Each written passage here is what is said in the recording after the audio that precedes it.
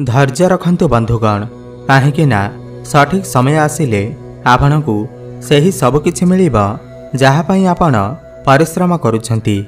नमस्कार बंधुगण, आपण मानंकु मोर ही चैनल को स्वागत।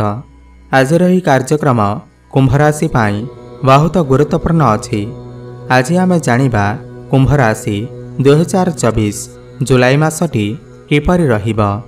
कुंभ राशिर मासिक राशिफल उपरे आलोचना करिबा। कुंभ राशि व्यक्तिविशेषंकर जुलाई मासटी किपरि रहिबा संपूर्ण भावरे आमे सेही विषय रे आलोचना करिबा। सेमानकर स्वास्थ्य, शिक्षा, प्रेम संपर्क, वैवाहिक जीवन, भाग्य, क्यारियर एवं व्यापार वाणिज्य उपरे विस्तार भावरे आलोचना करिबा। नवग्रहंकर स्थिति मते देखिबा। नवग्रह कि प्रकार फल देबारे सक्षम हेबे। शेषरे अशुभत्व प्रदान करुथिबा ग्रहमानक पाई किछि विशेष प्रतिकार मध्य जानिबा। सेथिपाई भिडियोटी को शेष पर्यंत देखंतु। चलंतु आरंभ करिबा एही कार्यक्रम जहाँकि जन्म राशि चंद्र राशि उपर आधारित। जुलाई मास आरंभरे कुंभ राशि रे नवग्रहंकर स्थिति विषय रे सर्वप्रथमे जानिबा। एहा पूर्वरु जदि आपणकर कुंभ राशि हुई थाए एवं आपण भी ईश्वर को सच्चा हृदय भक्ति करती, विश्वास करती, तेबे एही भिडियोटी को लाइक करी कमेंट बॉक्स रे जय जगन्नाथ, जय माँ लक्ष्मी अवश्य लिखि दियंतु।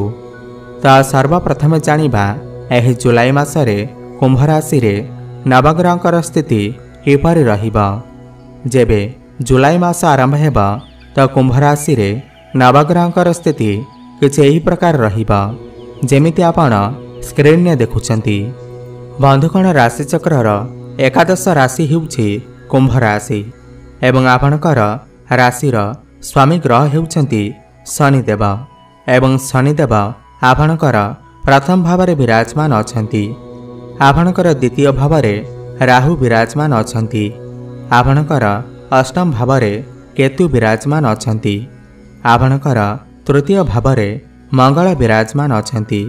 आपणकर चतुर्थ भावरे गुरु विराजमान अछंती। आपणकर पंचम भावरे सूर्य एवं शुक्र विराजमान अछंती एवं आपणकर षष्ठ भावरे बुध विराजमान अछंती। ध्यान देई सुनंतु। सर्वप्रथमे जानिबा आपणकर स्वास्थ्य किपरि रहिबा एही जुलाई मास 2024 रे। बंधुगण, प्रथम भाव हुई थाए आपणकर स्वास्थ्यर भाव, इम्यूनिटी सिस्टम भाव एवं प्रथम भावर अधिपति हेउछंती शनिदेव एवं शनि निज घरे आपणकर प्रथम भावर विराजमान अछंती। बंधुगण, एही मासरे आपणकर स्वास्थ्य बहुत भल रहिबा काहेकि ना शनिदेवंकर स्थिति एठारे बहुत भल अछि। शनिदेव निज घरे अछंती एवं कौनसी भी ग्रह निज घर को खराब करि न थाए, किंतु शनिकर 7.5 चालू अछि जहा फल कि आपण कौनसी कथा को नहीं अधिक भाविबा जोगु आपणकर मुंडबिंदा भली समस्या देखा देई पारे। सेथिपाई आपण कौनसी कथा को नहीं अधिक भावंतु नाही, ओभर थिंकिंग करंतु नाही, जहा द्वारा आपण को मुंडबिंदा भली समस्यार सामना करने को पड़ी पारे। आपण एही समय मध्यरे टिके नेगेटिव नेचर होई पारंती।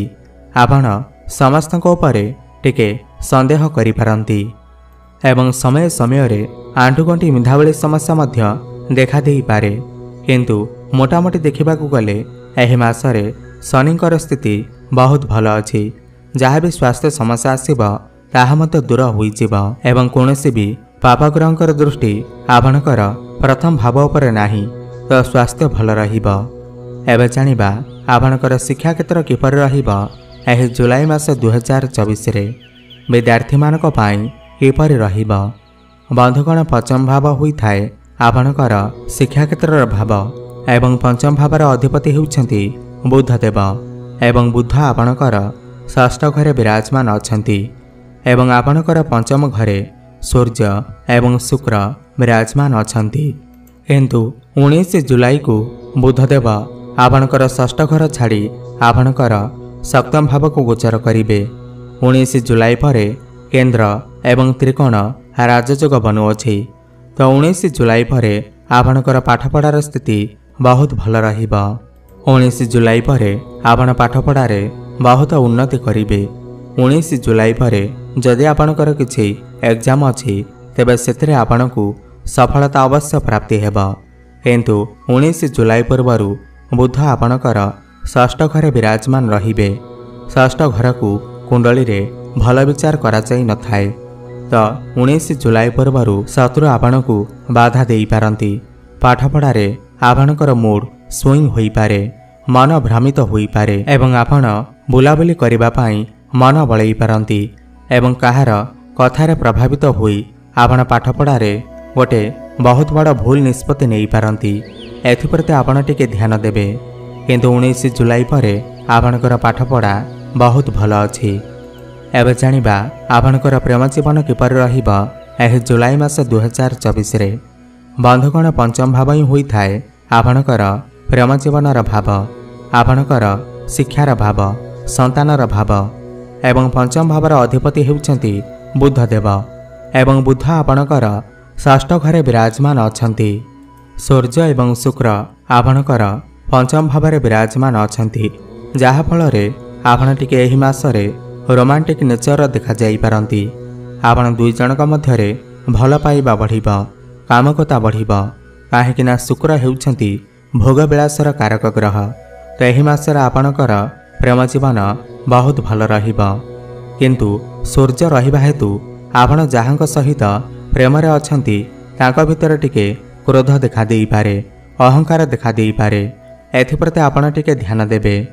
एवं जेहेतु बुध आपणकर षष्ठ घरे अछंती, पंचम भावर अधिपति षष्ठ घरे रहिबा हेतु समय समय रे आपणकर प्रेम जीवन रे टिके समस्या देखा देई पारे, मन मनांतर कଳି झगड़ा मत देखा देई पारे। किंतु 19 जुलाई को जेतेबेले बुध आपणकर सप्तम भाव को गोचर करिवे, केंद्र को गोचर करिवे, तो यहा पर आपणकर प्रेम जीवन बहुत भल रहिबा। जो मानकर कथावार्ता बंद हो जाइथिला तो सेमानकर पुनर्बार कथावार्ता हेबार मध्य संभावना बनुअछि। केवल आपण जहांक सहित रिलेशनशिप रे अछंती तांकर क्रोध उपरे एवं जिद्दी अहंकार उपरे टिके नियंत्रण रक्षा करंतु, नहले आपणकर प्रेम जीवन एही मासरे बहुत भल अछि। एबे जानिबा आपणकर दाम्पत्य जीवन बा वैवाहिक जीवन किपर रहिबा एह जुलाई मास 2024 रे।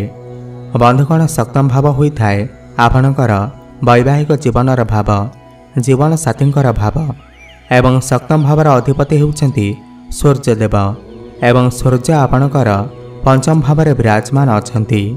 किंतु 16 जुलाई को सूर्य आपणकर षष्ठ घर को गोचर करिवे। तो 16 जुलाई परे आपणकर वैवाहिक जीवन रे ठीक समस्या देखा देई पारे, किमा आपणकर जीवन साथींकर स्वास्थ्य रे किछि समस्या देखा देई पारे। काहेकिना षष्ठ घर को कुंडली रे भल विचार करा जाई न थाए। षष्ठ घर रोग, शत्रु एवं ऋणर भाव होई थाए। एंदे 16 जुलाई पूर्वरु आपणकर जीवन साथींकर क्यारियर रे उन्नति आसीबा, तांकर फाइनेंशियल ग्रोथ हेबा। काहेकिना सूर्य शुक्रंक सहित विराजमान अछंती। आपण दुई जनक मध्यरे प्रेम बढ़िबा, मधुर संपर्क स्थापन हेबा। तो मोटामोटी देखिबाकू गले 16 जुलाई पूर्वरु आपणकर वैवाहिक जीवन बहुत भल रहिबा। किंतु 16 जुलाई परे टिके समस्या देखा देई पारे। एबे जानिबा सबुठारु गुरुत्वपूर्ण विषय वस्तु जहाकी आपणकर भाग्य, क्यारियर एवं व्यापार वाणिज्य किपर रहिबा एह जुलाई मास 2024 रे। बंधुगण नवम भाव होई थाए आपणकर भाग्यर भाव एवं दशम भाव होई थाए आपणकर क्यारियर भाव एवं नवम भावर अधिपति हेउछंती शुक्रदेव एवं शुक्र आपणकर पंचम भावरे विराजमान अछंती। किंतु 7 जुलाई को शुक्र आपणकर षष्ठ घर को गोचर करिवे। जेमिति कि मैं आपनको कहिली षष्ठ घर कुंडली रे भल विचार करा जाई न थाए, दुष्ट भाव होई थाए।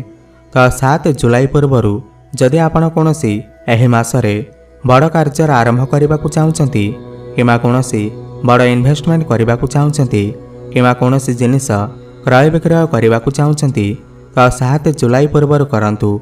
आपणक पई समय बहुत भल अछि, भाग्य आपणको साथ देब। 7 जुलाई पूर्वरु आपणकर गृह रे शुभ मांगलिक कार्यर आयोजन मध्य होई पारे, किंतु 7 जुलाई पर आपणकर भाग्य साथ दे न पारे। आपनको समस्त क्षेत्र में टिके अधिक परिश्रम करने को पड़ पारे। परिश्रम अनुसार आपको एते फल प्राप्ति हेब नाही। क्यारियर कथा हेबा जदि दशम भाव होता है आपणकर क्यारियर भाव एवं दशम भावर अधिपति होउछंती मंगल एवं मंगल आपणकर तृतीय भाव में विराजमान अछंती। तो यही मासरे आपणकर क्यारियर बहुत भल अछि, कहीं मंगलंकर स्थिति यही मासरे बहुत भल अछि।